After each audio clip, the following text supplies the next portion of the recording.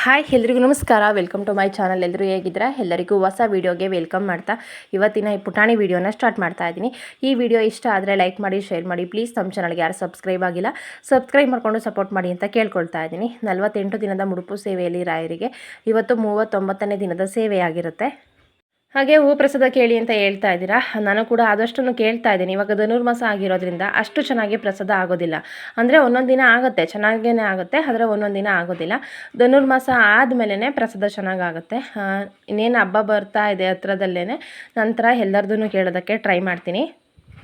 ಹಾಗೆ ನಾನು ಇವತ್ತು ನಿಮಗೆ ತಮ್ನೇಲ್ ಮತ್ತು ಟೈಟಲ್ ನೋಡೇ ಗೊತ್ತಾಗಿರುತ್ತೆ, ಒಂದು ವಿಶೇಷವಾದಂತಹ ರಾಯರ 5 ದಿನದ ಧನುರ್ಮಾಸದ ಪೂಜೆಯ ಬಗ್ಗೆ ಇವತ್ತು ತಿಳಿಸ್ಕೊಡ್ತಾ ಇದ್ದೀನಿ.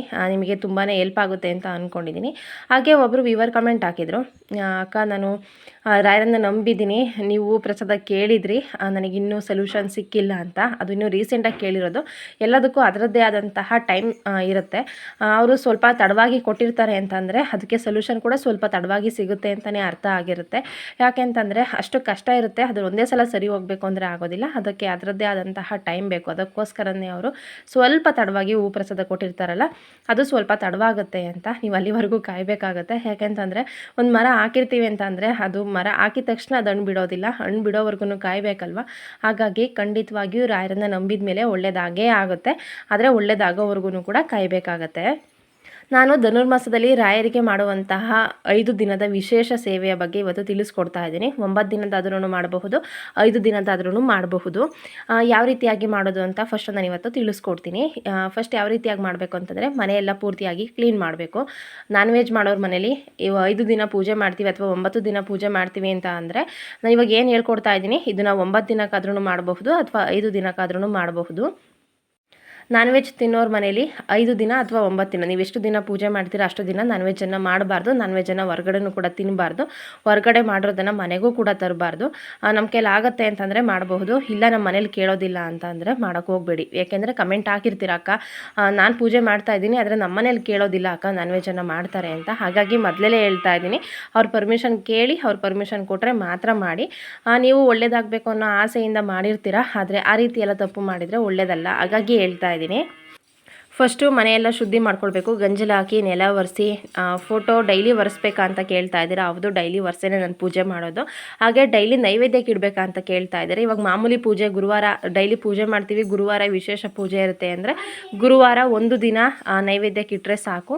ಹಾಗೆ ದ್ವಾದಶಿ ಬರುತ್ತಲ್ಲ ಅಂಥ ದಿನ ಇಡಬಹುದು. ಆದರೆ ನಾವು ಸಂಕಲ್ಪ ಸೇವೆ ಮಾಡ್ತೀವಿ, 48 ದಿನದ ಸೇವೆ ಆಗಿರ್ಬೋದು, 21 ದಿನದ ಸೇವೆ ಆಗಿರಬಹುದು, 9 ದಿನದ ಸೇವೆ, 5 ದಿನದ ಸೇವೆ, ಈ ರೀತಿಯಾಗಿ ಸಂಕಲ್ಪ ಮಾಡಿ ಸಂಕಲ್ಪ ಪೂರ್ವವಾಗಿ ಪೂಜೆಯನ್ನು ಮಾಡ್ತೀವಲ್ಲ, ಆ ರೀತಿಯಾಗಿ ಮಾಡಿದಾಗ ನೀವು ಪ್ರತಿದಿನವೂ ಕೂಡ ಎಷ್ಟು ದಿನ ಪೂಜೆ ಮಾಡ್ತೀರಾ ಅಷ್ಟು ದಿನವೂ ಕೂಡ ನೈವೇದ್ಯಕ್ಕೆ ಇಡಬೇಕಾಗತ್ತೆ. ಯಾಕೆ ಹೇಳ್ತಾ ಇದ್ದೀನಿ ಅಂದರೆ, ನನಗೂ ಕೂಡ ಕೇಳ್ತಾ ಇದ್ದೀರಾ, ಅಕ್ಕ ನೀವು ಡೈಲಿ ನೈವೇದ್ಯಕ್ಕೆ ಇಡ್ತಾ ಇದ್ದೀರಾ, ಈಗ ಡೈಲಿ ನಾವು ಇಡಲೇಬೇಕಾ ಅಂತ. ನಾನು ಇವಾಗ 48 ದಿನದ ಸೇವೆ ಮಾಡ್ತಾ ಇದ್ದೀನಲ್ಲ, ಹಾಗಾಗಿ 48 ದಿನವೂ ಕೂಡ ನೈವೇದ್ಯಕ್ಕೆ ಇಡ್ತಾ ಇದ್ದೀನಿ. ಯಾವ ರೀತಿಯಾಗಿ ರಾಯರ 5 ದಿನದ ಸೇವೆಯನ್ನು ಮಾಡೋದು ಅಂತ ಇವತ್ತು ತಿಳಿಸ್ಕೊಡ್ತಾ ಇದ್ದೀನಿ. ಇದು ಧನುರ್ಮಾಸದಲ್ಲಿಯೇ ಮಾಡುವಂತಹ ರಾಯರ ಸೇವೆ ಆಗಿರುತ್ತೆ. 5 ದಿನವೂ ಕೂಡ ಪೂಜೆ ಪಾತ್ರೆನೆಲ್ಲ ಪೂರ್ತಿಯಾಗಿ ತೊಳ್ಕೊಳ್ಬೇಕಾಗತ್ತೆ. ಹಾಗೆ 2 ಮಣ್ಣಿನ ದೀಪವನ್ನು ಇಟ್ಟು ಪೂಜೆ ಮಾಡಿದರೆ ತುಂಬ ಒಳ್ಳೆಯದು ಅಂತ ಹೇಳ್ತಾರೆ. ಆದರೆ 5 ದಿನವೂ ಕೂಡ ತುಪ್ಪ ದೀಪನೇ ಹಚ್ಚಿ ಪೂಜೆಯನ್ನು ಮಾಡಿ. ಹಾಗೆ ಪ್ರತಿದಿನ ದೀಪವನ್ನು ಬದಲಾಯಿಸ್ಬೇಕಂತೇನಿಲ್ಲ. ಹೊಸ ದೀಪಗಳನ್ನು ಮೊದಲನೇ ದಿನ ಹಚ್ಚಿರ್ತೀರಲ್ಲ ಅದೇ ದೀಪನ 5 ದಿನವೂ ಕೂಡ ಹಚ್ಚಬಹುದು. ಆದರೆ ಬತ್ತಿಯನ್ನು ಬದಲಾಯಿಸಿ ತುಪ್ಪವನ್ನು ಹಾಕಿ ನೀವು ದೀಪವನ್ನು ಹಚ್ಚಬೇಕಾಗತ್ತೆ. ಒಂದೊಂದು ವ್ರತಗಳಿಗೆ ತನ್ನದೇ ಆದಂತಹ ವಿಶೇಷವಾದಂತಹ ಫಲ ಇರುತ್ತೆ. ಒಂದು ಪೂಜೆ ಮಾಡಿದ ತಕ್ಷಣ ನಮಗೆ ಫಲ ಸಿಕ್ಕಿಲ್ಲ ಅಂತಂದರೆ ದೇವರೇ ಇಲ್ಲ ಅಂತ ಅಲ್ಲ, ನಾವು ಫಲ ಕೊಡೋವರೆಗೂ ಕಾಯಬೇಕಾಗತ್ತೆ. ಯಾಕೆ ಹೇಳ್ತಾ ಇದ್ದೀನಿ ಅಂತಂದರೆ, 1 ವಾರ ಪೂಜೆ ಮಾಡಿದೆ, 2 ವಾರ ಪೂಜೆ ಮಾಡಿದೆ, ನನಗಿನ್ನೂ ಸೊಲ್ಯೂಷನ್ ಸಿಕ್ಕಿಲ್ಲ ಅಂತ ಕೆಲವರು ಹಾಕಿರ್ತಾರೆ. ಅದಕ್ಕೋಸ್ಕರ ಹೇಳ್ತಾ ಇದ್ದೀನಿ ಅಷ್ಟೇ. ರಾಯರೇ ದಿಕ್ಕು ದಾರಿ ಅಂತೆಲ್ಲ ಯಾರು ನಂಬಿರ್ತಾರೆ ಅವರಿಗೆ ರಾಯರು ಖಂಡಿತವಾಗಿಯೂ ಕೂಡ ಕೈ ಬಿಡೋದಿಲ್ಲ. ತಾಯಿ ಹೃದಯದವರು ರಾಯರು. ಹಾಗಾಗಿ ಅವರನ್ನು ಬಲವಾಗಿ ಯಾರು ನಂಬಿರ್ತಾರೆ ಅವರ ಕೈಗಳನ್ನು ರಾಯರು ಯಾವತ್ತೂ ಕೈ ಬಿಡೋದಿಲ್ಲ. ಹಾಗಾಗಿ ಹೇಳ್ತಾ ಇದ್ದೀನಿ. ಹಾಗೆ ನಾನು ಹೇಳ್ತಾ ಇದ್ದೆ 2 ತುಪ್ಪದ ದೀಪವನ್ನು ಹಚ್ಚಿ ಅಂತ. 5 ಹಚ್ಬೇಕಾ ಅಂತಂದರೆ ಅದು ನಿಮ್ಮ ಶಕ್ತಿ ಅನುಸಾರ ಇದ್ದರೆ ಹಚ್ಚಬಹುದು, ಹಚ್ಚೋದಕ್ಕಾಗಿಲ್ಲ ಅಂತಂದ್ರೂ ಪರವಾಗಿಲ್ಲ. ಈ 2 ದೀಪನಾದ್ರೂ ಹಚ್ಚಿ ಪೂಜೆಯನ್ನು ಮಾಡಿ. ಹಾಗೆ 2 ದೀಪ ಹಚ್ಚುತ್ತಾ ಇರ್ತೀರಲ್ಲ, ಅದು ಹೊಸ ದೀಪನೇ ಆಗಿರಬೇಕು. ಫಸ್ಟ್ನೇ ದಿನ ಹೊಸ ದೀಪನೇ ಹಚ್ಚಿ ತುಪ್ಪನ ಹಾಕಿ ಪೂಜೆ ಮಾಡಬೇಕಾಗುತ್ತೆ. ಹಾಗೆ ರಾಯರಿಗೆ ಗಂಧವನ್ನು ಇಡಬೇಕು. ಹಾಗೆ ಅವರಿಗೆ ಇಷ್ಟವಾದಂತಹ ತುಳಸಿಯನ್ನು ಇಡೋದನ್ನು ಮರಿಬೇಡಿ. ನಾನು ಸಿಂಪಲ್ಲಾಗಿ ಯಾವ ರೀತಿಯಾಗಿ ಮಾಡೋದು ಅಂತ ಹೇಳ್ತಾ ಇದ್ದೀನಿ. ನಿಮಗೆಲ್ಲಾದರೆ ರಾಯರಿಗೆ ಮಲ್ಲಿಗೆ ಹೂವು ಅಂದರೆ ತುಂಬ ಇಷ್ಟ ಅಂತೆ, ಮಲ್ಲಿಗೆ ಹಾರನ ಹಾಕಬಹುದು. ಅಥವಾ ನಮ್ಮ ಕೈಲಿ ಆಗಿಲ್ಲ ಅಂತಂದರೆ ಪರವಾಗಿಲ್ಲ, ನಿಮ್ಗೆ ಯಾವ ಹೂವಿನ ಮುಡ್ಸೋದಕ್ಕೆ ಶಕ್ತಿ ಇರುತ್ತೆ ಅದನ್ನೇ ಮುಡಿಸಿ ನೀವು ಪೂಜೆಯನ್ನು ಮಾಡಬಹುದು. 5 ದಿನವೂ ತುಳಸಿ ಹಾರ ಹಾಕೋದಕ್ಕಾಗೋದೇ ಇಲ್ಲ ಅಂತಂದರೆ ಒಂದು ತುಳಸಿ ಕುಡಿನಾದ್ರೂ ಇಟ್ಟು ಪೂಜೆಯನ್ನು ಮಾಡಬಹುದಲ್ವ. ಹಾಗೆ 5 ದಿನವೂ ಕೂಡ ನೈವೇದ್ಯಕ್ಕೆ ಇಡಬೇಕಾಗತ್ತೆ. ಆ ನೈವೇದ್ಯ ಏನಾದ್ರೂ ಆಗಿರ್ಬೋದು, ನಿಮ್ಮ ಶಕ್ತಿ ಅನುಸಾರ ಏನಾದ್ರೂ ರಾಯರಿಗೆ ನೈವೇದ್ಯಕ್ಕಿಡಿ. ಆ ನೈವೇದ್ಯವನ್ನು ಮಕ್ಕಳಿಗೆ ಕೊಟ್ಬಿಡಿ. ಸಣ್ಣ ಮಕ್ಕಳಿಗೆ ಕೊಟ್ಟರೆ ರಾಯರಿಗೆ ತುಂಬ ಖುಷಿ ಆಗುತ್ತೆ ಅಂತ ಹೇಳ್ತಾರೆ. ಅಥವಾ ಮಕ್ಕಳಿಲ್ಲ ಅಂತಂದರೆ ಯಾರಿಗೆ ಕೈಲಾಗೋದಿಲ್ಲ ಅಂದರೆ ಮನೆ ಹತ್ರ ಯಾರಾದರೂ ಹೆಲ್ಪ್ ಕೇಳ್ಕೊಂಡು ಬರ್ತಾರಲ್ಲ ಅವರಿಗಾದ್ರೂ ಕೊಡಬಹುದು. ಮಕ್ಕಳಿಗೆ ಕೊಟ್ಟರೆ ತುಂಬಾ ಒಳ್ಳೆಯದು.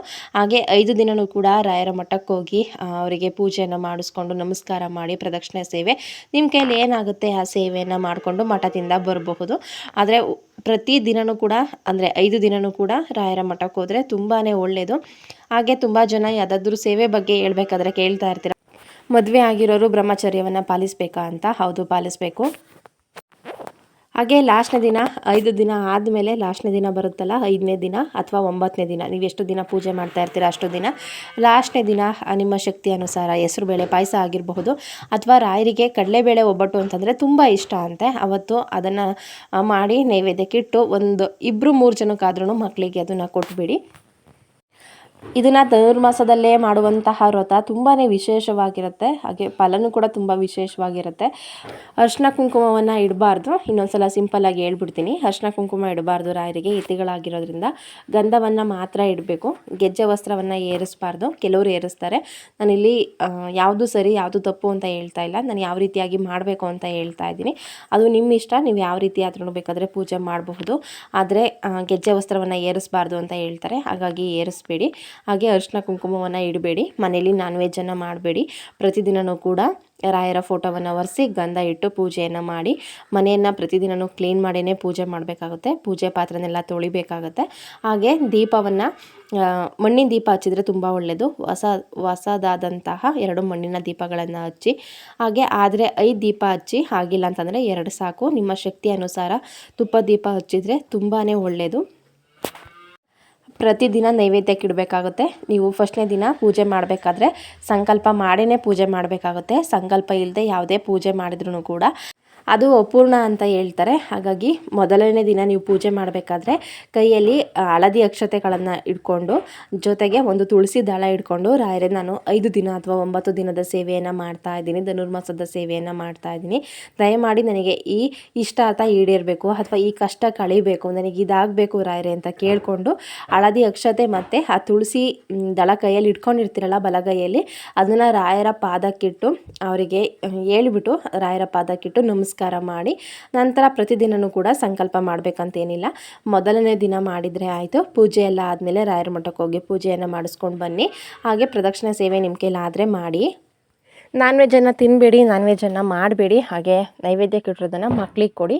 ನಿಮ್ಮ ಕೈಲಾದರೆ ಯಾರಿಗಾದ್ರೂ ಒಬ್ಬರಿಗೆ ಅಥವಾ ಇಬ್ಬರಿಗೆ 5ನೇ ದಿನ 9ನೇ ದಿನ ಪೂಜೆ ಮಾಡ್ತಿರಲ್ಲ ಅವತ್ತು ಒಬ್ಬರಿಗೆ ಇಬ್ಬರಿಗೆ 3 ಜನಕ್ಕೆ ನಿಮ್ಮ ಕೈಲಿ ಶಕ್ತಿ ಎಷ್ಟಿರುತ್ತೆ ಒಂದು 3 ಜನಕ್ಕಾದ್ರೂ ಊಟ ಬಡಿಸಿ. ತುಂಬಾ ಒಳ್ಳೆಯದಾಗತ್ತೆ.